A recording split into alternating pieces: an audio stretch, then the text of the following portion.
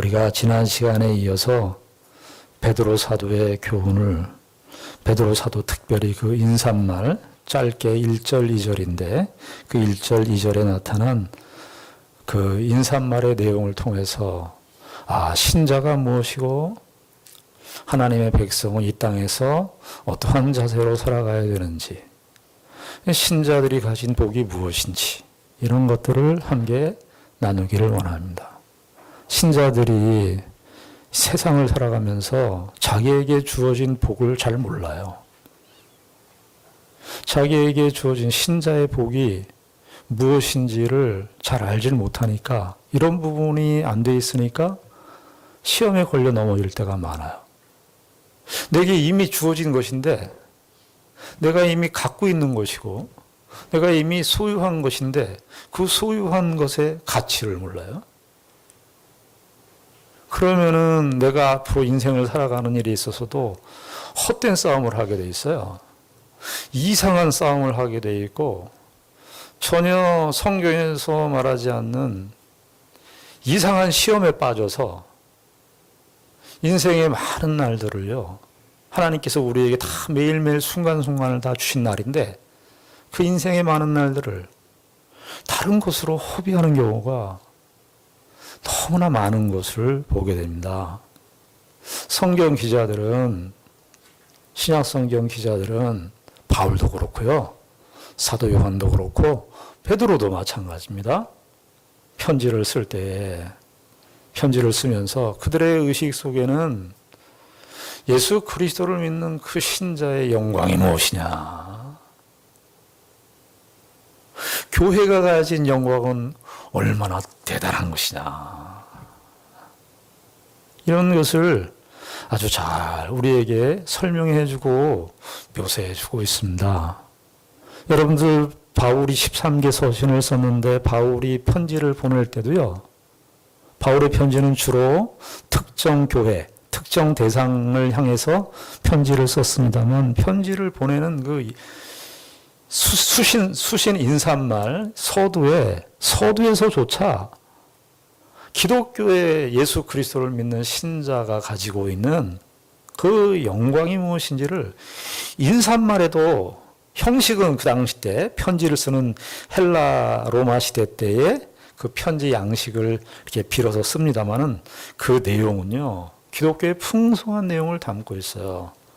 그리고 그래서 그 편지를 주는 사람, 편지를 보내는 사람 누구냐? 특별히 편지를 받는 사람, 신자들, 교회들, 그 이야기를 할 때 내가 누구누구에게 보냅니다, 이렇게 누구누구에게 그냥 이름만 얘기하는 것이 아니라 그 사람들의 정체성, 신자들의 그 정체성, 신자들은 어떠한 존재인가, 이런 것을 인사말에 이렇게 담아가지고 표현을 해주고 있는데, 사도 베드로는 베드로 전서와 베드로 후서를 썼습니다. 예수님의 수석지자임에도 불구하고 베드로 전서와 베드로 후서를 썼습니다. 사실 베드로라는 말을 자기가 했지만, 여러분, 베드로라는 이름은 베드로의 원래 이름은 아니었어요. 아시죠? 베드로의 원래 이름은 히브리 말로 시므온이었습니다. 근데 베드로라는 이름은 예수님께서 붙여준 이름이었어요. 성경에 보면 하나님께서 혹은 예수님께서 이름을 붙여주셨을 때는 그것은 새로운 의미를 갖는 거예요. 어떤 사람이 나에게 새로운 이름을 주었다. 우리가 자녀가 태어날 때 부모가 자녀의 이름을 짓지 않습니까? 장명을 하잖아요. 그 이름으로 불리워지는 거예요. 그 사람은. 그 사람의 이름은 그 사람의 인격, 그 사람의 삶, 이런 것들, 정체성이 다 함축돼서 그 이름으로 그 사람의 모든 것을 알게 됩니다. 그리고 구분도 하고요. 저는 예전에 이제 남포에 있을 때 제가 박정희인데, 박정희라는 이름이 계속 나오니까 제가 박정희 A, 박정희 B, 박정희 C 이렇게 돼 있었어요. 이름으로 하는 거죠. 구분을 하는 겁니다. 근데 베드로라는 이름을 썼을 때 이 이름은 베드로가 의식을 하면서 예수 그리스도께서 자기에게 찾아오신 역사, 예수 그리스도께서 요한복음 1장 42절에 보면 예수님께서 거기는 게바라 이렇게 불렀어요. 베드로라는 이름은 참 구약으로는 히브리식으로는 이 시몬도 이름을 갖고 있지만 예수님께서 게바라 불러주셨어요. 그 게바라는 말은 그 당시 때 아람어거든요. 케파스, 아람어, 게바 이렇게 불러주고요. 헬라 말로는 그게 뭐가 되냐면 베드로가 됩니다. 그래서 이 베드로 사도께서 이 편지를 쓸 때 자기가 베드로라는 이름을 쓴다고 하는 것은 예수 그리스도에 의해서 자기 존재가 특징 지어지는 거예요. 예. 나는 원래 시몬으로 살았는데 갈릴리 어부였는데 예수 그리스도께서 자기에게 찾아오셔서 누가복음 5장에 갈릴리 호수에서 물고기를 잡는데 한 마리도 못 잡는 거예요. 깊은 곳에 가서 그물을 던져라. 예수님의 말씀을 듣고 깊은 곳에 가서 그물을 던졌는데 뭐 그물이 찢어질 정도로 풍성한 그 물고기를 잡게 해야 되죠. 그래서 그 베드로가 그때 누가복음 5장에 어떤 모습을 보이느냐 하면은 나는 죄인입니다 하고 무릎을 꿇어요. 나는 죄인입니다. 아마 베드로가 예수님의 그 만남 속에서 그 물고기를 잡는 이렇게 기적적으로 물고기를 잡는 그 기적적 사건을 통해서 그냥 기적 자체의 놀라움을 보고 무릎을 꿇은 것이 아니라 저분이 과연 저분은 우리가 무릎을 꿇을 수밖에 없는 신적인 권세를 가지신 분으로 아마 알았던 것으로 보입니다. 그래서 베드로라는 이름은 이러한 의미를 담고 있어요. 그래서 베드로 그럴 때 본인 자신을 베드로라. 그리고 사도라는 말. 예수 그리스도의 사도. 그러니까 사실 베드로 사도 이 말은 다 예수 그리스도에 의해서 주어진 거예요. 그의 이름도 예수 그리스도에 의해서 주어졌고 사도라는 것도 예수 그리스도께서 사도라 불러주셨어요. 사도라. 베드로는 그냥 필부입니다. 뭐 우리가 말하는 그 갈릴리 어부의 범부, 평범한 어부에 불과한 사람인데 뭐 베드로가 실력이 있어서 뽑은 것도 아니고 베드로가 능력이 있어서 사도가 된 것이 아니라 그저 우리가 성전이 동일한 필부인 그저 그냥 팔레스타인 그 갈릴리 북부 호수에서 그냥 그렇게 살다가 갈 인생이었는데 예수 그리스도께서 베드로에게 찾아오셔 내가 너를 개발하리다. 사도까지. 예수 그리스도의 사도 베드로는 무슨서 편지를 보내는데 자기 자신은 짧게 설명을 해요. 근데 사실은 베드로도 그렇고 바울도 그렇고 자기를 소개할 때 바울도 예수 그리스도의 사도 혹은 예수 그리스도의 종 뭐 이런 말을 씁니다만은 사실은 자기를 소개하지만은 자기를 통해서 누구를 얘기하느냐면 예수 그리스도를 말하는 거예요. 나는 예수 그리스도께 붙잡혀진 자다. 예수 그리스도의 사도 베드로라 그럴 땐 베드로라는 이름도 예수 그리스도께서 주어졌고 사도도 예수 그리스도에 의해서 주어졌으니까 사실은 발신자 자신을 보내 이름을 쓰지만은 사실은 누구를 말하는 거냐? 예수 그리스도를 말하는 거예요. 그러니까 바울도 그렇고 베드로도 그렇고 그들의 사고와 그들의 의식과 그들의 모든 생각의 그 바탕에는 예수 그리스도가 항상 자리하고 있어요. 예수 그리스도 중심이에요. 예수 그리스도 중심. 신자들도 사실은 우리들도 예수 그리스도 중심으로 우리의 인생을 바라보고 예수 그리스도 중심으로 우리가 생각해야 되고 예수 그리스도 안에서 우리 자신을 이해하고 이것이 희박해지거나 이것이 엷어지거나 희미했을 때 문제가 생기는 거예요. 항상. 나라고 예수 그리스도를 믿는 나에 자꾸 비중이 가는 거예요. 그래서 내가 어떻게 되느냐, 그래서 자의식 과잉이에요. 예수를 믿었는데 초점 어디가 있냐면 예수의 초점이 가 있는 게 아니라 예수를 믿는 나에게 초점이 맞춰져 있어요. 그러니까 시기하고, 그러니까 불안하고, 나를 중심으로 하니까, 예수를 믿는데도 그 초점, 무게추가, 중심축이 나에게 와 있으니까 자꾸 불안한 거예요. 예수를 믿어도. 내 의식이 과잉이고 자꾸. 예수 그리스도를 믿는 사람들은 자유인이에요. 우리는 이 세상에 가진 그 어떤 권세로도 우리를 해할 수 없는 영원하신 예수 그리스도께서 우리의 주인이세요. 그래서 예수 그리스도의 사도 베드로, 이 간단한 언급이지만은 베드로는 자기 자신을 예수 그리스도 안에서 이미 다 정리된 사람이에요. 그러면서 이제 편지를 받는 성도들을 이야기하는데, 이게 이제 편지를 받는 대상들에게 베드로 사도가 그 주로 편지를 쓰는 대상들을 의식하고 했으니까 편지를 받는 대상들에게 아마 베드로가 좋은 형편 속에서 글을 쓰진 않았을 겁니다. 여러분, 지금은 우리가 인쇄술이 많이 발달되고 뭐 엄청나게 개발이 됐기 때문에 우리 글 쓰고 이러는 거 뭐 종이도 뭐 쉬운데 그 당시 때는 그렇게 쉽지 않았습니다. 파피루스라든가 이런 그 갈대, 나일강에 있는 그 갈대 같은 걸 꺾어가지고 그걸 계속 이렇게 롤라 같은 걸로 문질러가지고요. 종이 비슷한 걸 만들어가지고 목탄으로 이렇게 쓰는 그 파피루스예요, 지금. 그런 종이에다가 예수 그리스도의 사도 베드로는 하면서 쓰는 거예요.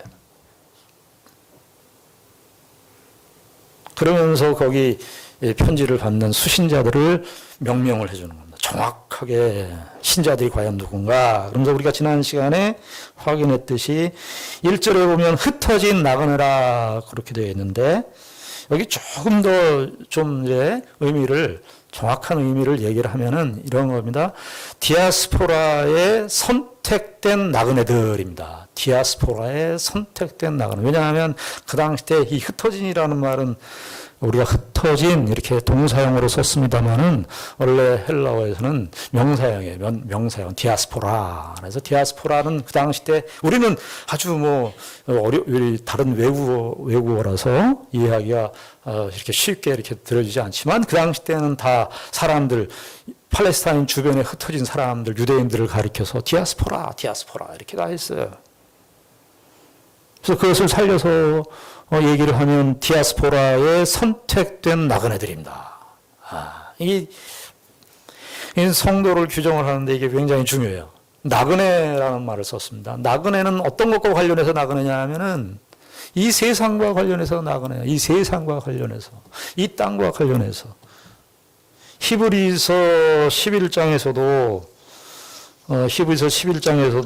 이 나그네라는 말을 쓰는데요. 히브리서 11장 13절에 보면은 뭐라고 되어 있냐면, 이 사람들은 거의 히브리서 11장은 우리가 잘 아는 믿음장입니다. 믿음의 선진들에 관한 이야기가 나오는데 아벨서부터 아브라함까지의 이야기를 기록하고 있어요. 그리고 그 아벨서부터 아브라함까지의 이야기를 히브리서 기자가 하고 난 다음에 거기서 잠깐 쉬면서 그 아벨서부터 아브라함까지, 그리고 이후에 나오는 모든 믿음의 선진들의 삶을 거기서 규정을 하는 내용이 11장 13절부터 나옵니다. 이 사람들은 어떤 식으로 사는, 아벨이나 아브라함이나 노아나 다 각 시대마다 달랐지만 동일한 원칙을 가지고 살았는데, 동일한 원리를 가지고 살았는데, 그게 뭐냐 하니까 히브리서 11장 13절에 이 사람들은 다 믿음을 따라 죽었으며 약속을 받지 못하였으되 그것들을 멀리서 보고 환영하며, 약속과 관련해서는 믿음을 따라 살고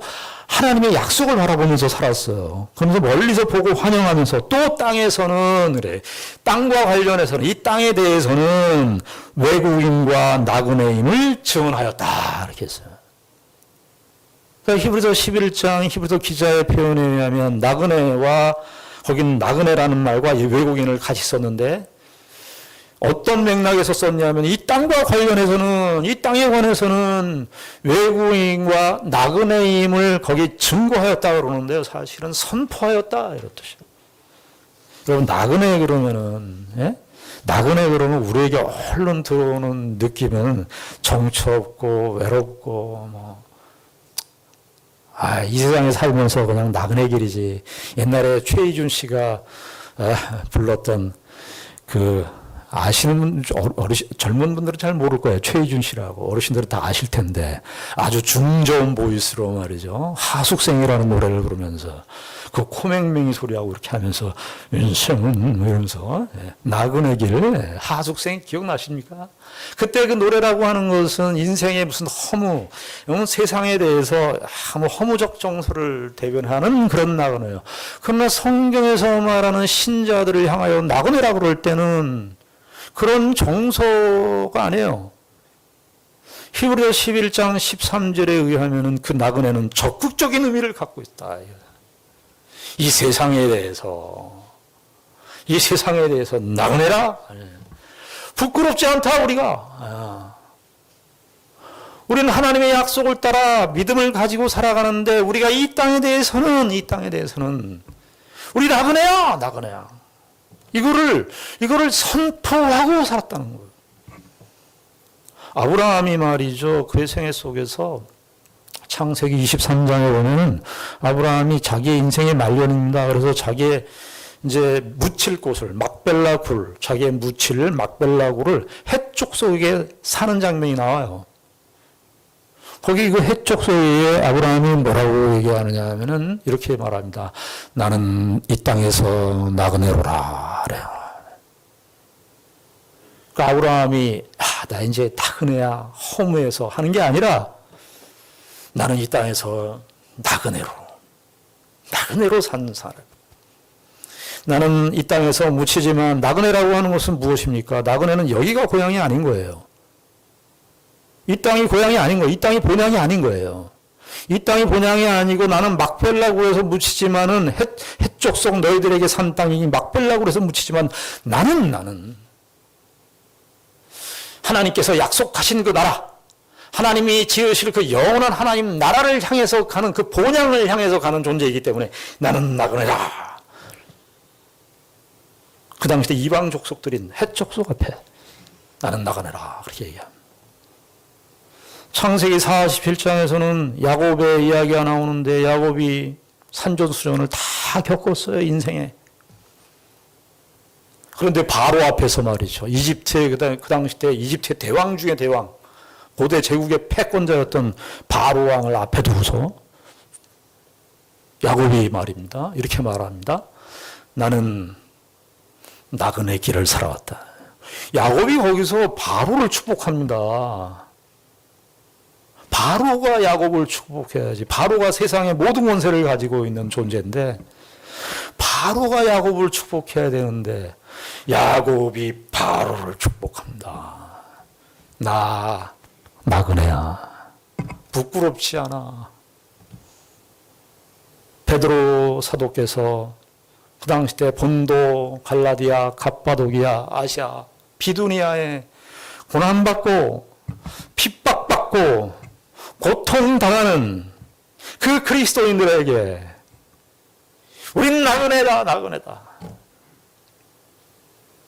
우린 영원한 하나님 나라의 본향을 사모하고 있는 나그네다. 너희들 고통당하고 있지만 뭐냐 하면 우린 지나갈 거야.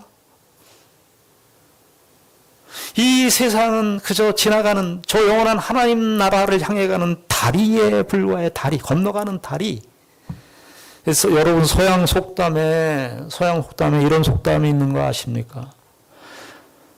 다리 위에 집을 짓는 사람은 망한다는 거예요. 다리 위에 집을 짓는 자는 망한다. 여러분 다리 위에 집이 있는 그런 다리 위에 집이 있는 걸 보셨어요? 다리 위에는 집을 짓는 곳이 아니죠. 다리는 건너가는 것인데, 건너가기 위해서 있는 것인데, 다리 위에다 만약에 집을 지었다고 가정해 보십시다. 얼마나 건너가지도 못하고.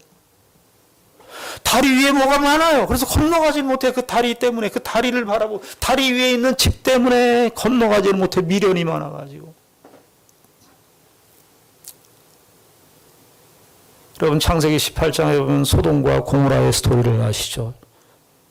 노아 홍수 심판 있고 나서, 그리고 두 번째 국지적인 심판이 그때 있었는데 소돔과 고모라 불유황 심판이 내려졌죠. 그때 롯의 처가 거기 소돔과 고모라 땅이 멸망당하는데 어떻게 했습니까? 뒤를 돌아다 봤어요. 왜 돌아봤어요?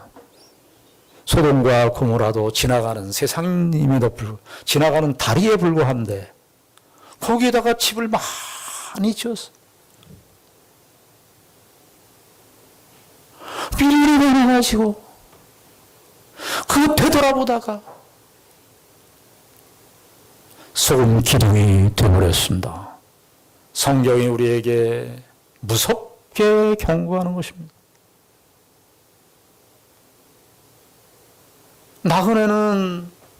나그네는 지나가는 사람이죠. 나그네의 가장 중요한 그 책임이라고 그럴까요? 나그네에게 있어서 가장 중요한 요소는 짐을 가볍게 하는 것입니다. 짐을 무겁게 할수록 움직이질 못해요. 다리를 건너가야 되는데 다리를 건널 수가 없어요. 짐이 무거워서. 짐에 미련이 많아가지고. 여러분, 봄이 되면 철새가 도래를 합니다. 우리나라에도 철새가 올 텐데요. 철새들 사이에서 무슨 철새들의 삶의 가장 큰 중심 원리가 뭔지 아세요? 철새의 위에는 3분의 1 이상을 채우지 않는다는 거예요.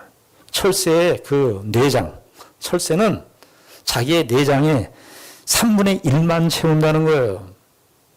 모든 철새들이 다 동일하게 그렇다는 거예요. 왜 그렇게 할까요? 꽉 채우면, 자기의 내장을 꽉 채우면 어떻게 합니까? 날아다닐 수가 없어요. 몸이 무거워서. 신앙생활, 우리의 이 나그네의 관점에서 우리의 삶을 생각해 보셔야 됩니다. 여러분들은 우리는 무엇의 시험입니까? 혹시 우리가 지나가는 다리에 불과한 우리의 인생인데, 우리의 삶인데, 이곳에서 너 많이 갖지 못해서, 이곳에서 저 짐을 더 불려야 되는데, 그렇지 못해서, 내 저 사람보다 짐이 가볍다고 생각해서, 그래서 혹시 시험 받는 거 아니세요? 오늘 우리가 사는 이 세상이 얼마나 큰 시험에들 다 들어왔는지 모르겠어요. 내가 내 삶을 위하면 저 정도는 가지고 있어야지, 저 정도는 있어야지, 내가 저 정도는 누려야지. 이게 누가 가르쳐 주지도 않았는데 사람들의 의식 속에 그냥 다 꽉 차 있어가지고 다 시험이에요. 온전히 이게 다 시험거리예요. 여러분, 하나님께서 우리 족장들의 이야기를 했는데, 족장들의 그 삶의 스타일이 뭐였냐면은 유목민입니다. 유목민. 정착민이 아니었어요. 나중에 이스라엘이 국가가 돼서 그때 이제 정착하게 됐죠. 그 족장들의 삶은 유목민이었습니다. 유목민은 언제나 양떼나 혹은 가축을 기르면서 목초지를 찾아야 되는 거예요. 그래서 자기가 목자가 양을 데리고 와서 어떤 목초지를 발견해서 그 목초지에 있는 풀들을 다 먹으면 어떻게 해야 됩니까? 거기 있을 수가 없어요. 또 움직여야 돼요. 또 다른 곳으로. 그러니까 이 유목민들의 삶의 특징이 뭐냐 하면은 짐을 무겁게 하면은 그건 파이예요. 텐트를 빨리 걷어서 옮겨야 되는데 그래야지 빨리빨리 움직이고 양떼를 잘 먹이고 가축을 키우는 거예요. 영적인 유목민입니다. 정착민은 유목민과 반대되는 개념이 뭐냐면 정착민인데 정착하면 어떻게 되죠? 정착하면은 자기가 정착하는 집을 안전하게 하기 위해서 집을 더 강하게, 집을 더 넓게, 국가적으로 얘기하면 성을 외적의 침해를 막아야 되니까 성을 더 쌓고. 만약에 이사를 간다고 생각해 보십시오. 나라가. 그 성을 어떻게 움직일 거예요?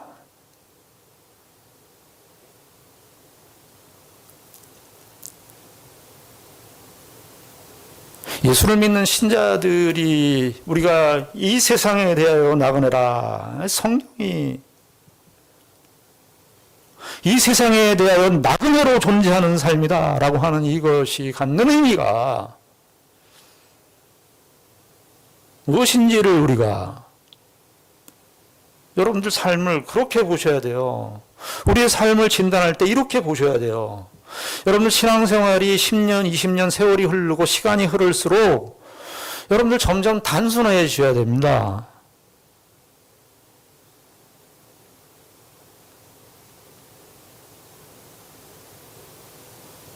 여러분들이 많이 갖고 있을수록, 많이 소유할수록, 또 많이 소유하고 많이 가지려는 그 생각이 많을수록 우린 시험에 헤어나올 수가 없습니다.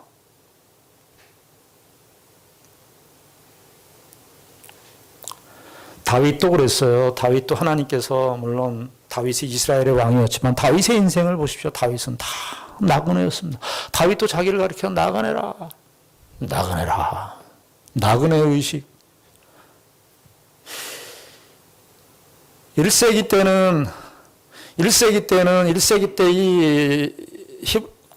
이 베드로의 편지를 받는 1세기 때의 교회는 고난과 핍박 가운데 있었습니다. 그래서 고난과 핍박 때문에, 예수 그리스도를 믿으면 고난과 핍박이 있기 때문에 교회를 안 왔어요. 사람들이. 1세기 때는. 예수를 믿으면은 지금 1세기 때 이 유대인 그리스도인들도 여기 포함되어 있을 텐데, 유대인 그리스도인들은 유대 사회에서 일단 왕따를 당하고, 지금 이 소아시아니까 이 로마, 헬라 사람들, 터키 사람들, 그 사람들, 소아시아 사람들하고 어울려 사는데 그 사람들에게도 왕따를 당해요. 그러니까 유대인들은 전 세계 속으로 디아스포라지만 예수 믿는 신자들은 디아스포라 속에서 또 디아스포라예요. 예수 믿는 신자들, 유대인들에게도 핍박을 받으니까. 그리고 이방인들에게도 핍박을 받아요. 그래서 그 당시 때 예수를 믿는다는 것은 자기의 정말 생명과 모든 것들을 다 뺏길 각오를 하고 예수 그리스도를 믿어야 했어요. 그래서 1세기 때 바울은 활동하던 그 시대, 베드로가 활동하던 그 시기에 교회를 안 오려고 그래서 예수를 안 믿으려고 그랬어요. 그러나 오늘은 교회를 안 오는 이유가 다른 이유예요. 오늘날에 우리 교회를 한번 생각해 보십시다. 교회 사람들이 왜 안 올까? 왜 기독교는 매력을 점점 잃어갈까? 저는 그 핵심은 나그네 의식이 결여 있기 때문입니다.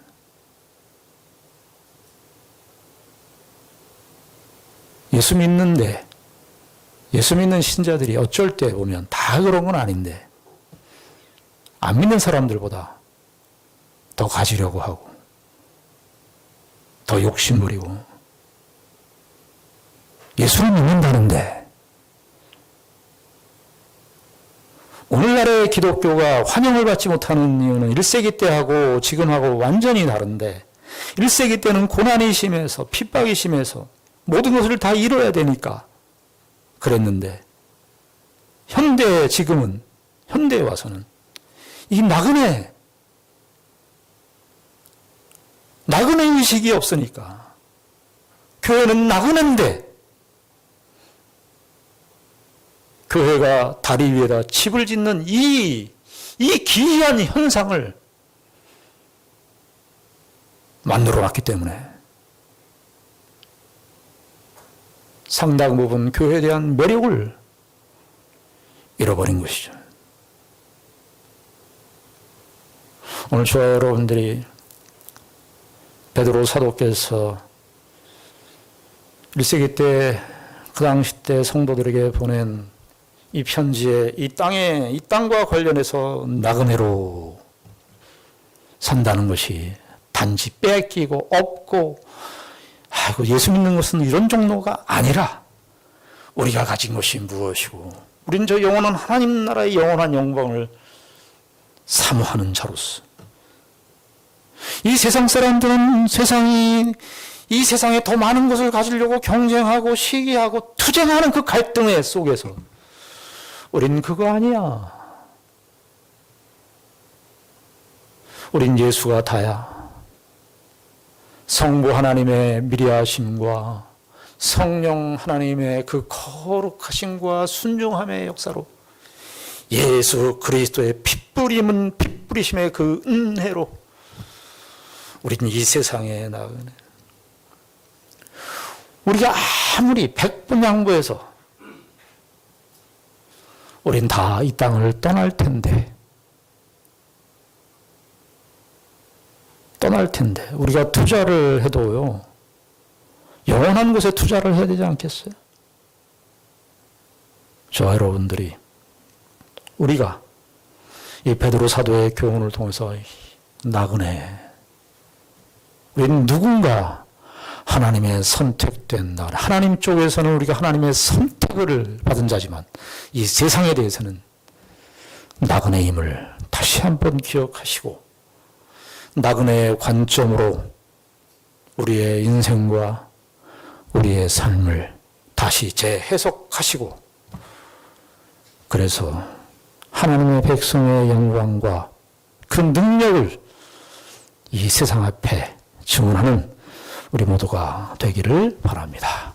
기도하겠습니다. 하나님 아버지 은혜를 감사합니다. 베드로 사도의 이 편지 수신 인사말을 통해서 교회와 신자의 가진 영광과 특권이 무엇인지를 알게 하시고 이 세상과 관련해서 우리가 어떠한 자세로 살아가야 하는지를 철저하게 인식하고 깨닫고 나그네임을 증언하면서 사는 우리 모두가 되게 하여 주시옵소서. 예수님 이름으로 기도드리옵나이다. 아멘.